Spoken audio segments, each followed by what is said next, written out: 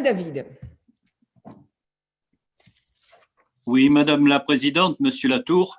Bonjour, monsieur. En 2015, au moment de la COP 21, la France était apparue en première ligne du combat pour la préservation de notre planète. Depuis, cette volonté politique semble manifestement s'être érodée. Et comme vous le dites, la société civile semble plus en avance que bon nombre de décideurs politiques. Vous mettez en perspective la crise sanitaire et la crise écologique. Au-delà de votre habile questionnaire demandant ce qu'il convient de jeter, de garder ou d'inventer, alors, à votre sens, pour les semaines et les mois à venir, quelles devraient être les priorités et qu'est-ce qu'il faut jeter, qu'est-ce qu'il faut garder et qu'est-ce qu'il faut inventer? Merci.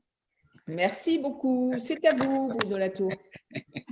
Je vais avoir l'air de fuir mes responsabilités, mais non, là, non, ne vous inquiétez pas. Monsieur David, c'est précisément parce que je ressens l'incapacité à répondre que j'ai proposé cette procédure.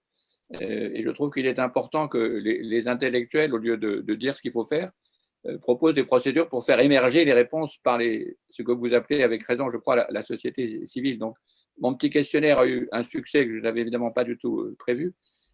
Précisément, je crois, parce que c'était renvoyer c'était une procédure hyper simple pour renvoyer la question un peu dans les termes que j'ai proposés tout à l'heure, c'est-à-dire de quoi j'ai besoin pour subsister et qu'est-ce qui est menacé et qu'est-ce qui, en quelque sorte, est en train de dominer ou d'écraser ces conditions de subsistance et moi, qu'est-ce que je suis prêt à faire. Et il est tout à fait étonnant que quand on pose cette question, on a des réponses qui sont très différentes, mais la liste des réponses a été produite et va être produite, je suppose, par des tas de gens qui s'intéressent à ces procédures. Il y en a en particulier dans la Convention citoyenne du climat en ce moment. Ce qui est intéressant, c'est ce que j'ai essayé de faire ressentir, c'est ce lien finalement assez intime avec la crise du sol.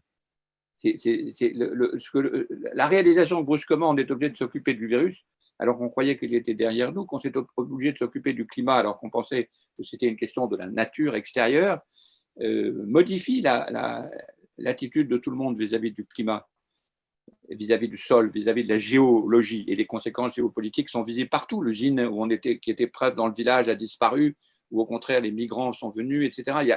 Partout, il n'y a pas de division entre, de ce point de vue-là, les affaires étrangères et les affaires intérieures, proprement parlé. Et donc, la question qu'il faut, c'est plutôt des procédures. Moi, je suis pour un État qui organise des procédures plus que pour un État qui donne des réponses. Parce que je pense que sur ces questions, justement, elles sont trop graves pour être laissées, disons, à l'État, si je peux me permettre. Elles sont trop graves parce que personne n'a l'expérience de modifier une société industrielle à l'échelle où nous devons la modifier. Donc, c'est une expérience qu'il faut partager avec les 66 millions de Français parce que c'est trop grave, en quelque sorte. Donc, je ne réponds pas évidemment à la question de la liste des choses qu'il faut supprimer ou qu'il ne faut pas supprimer. Mais ce qui a intéressé tout le monde dans le petit questionnaire, enfin les gens qui l'ont lu, c'est pas simplement exprimer une opinion en disant mais moi je souhaite qu'on on arrête, je ne sais pas moi, les voyages à l'étranger ou je ne sais pas quoi, mais qu'est-ce qu'on fait? Qu'est-ce que vous proposez de faire? Des gens dont le métier, les investissements ont été dans telle ou telle entreprise que vous trouvez déplaisante.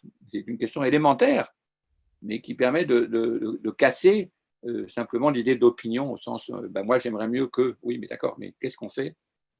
Comme cette mutation climatique, on appelle ça, elle joue sur tous les détails de l'existence, il faut travailler sur des détails.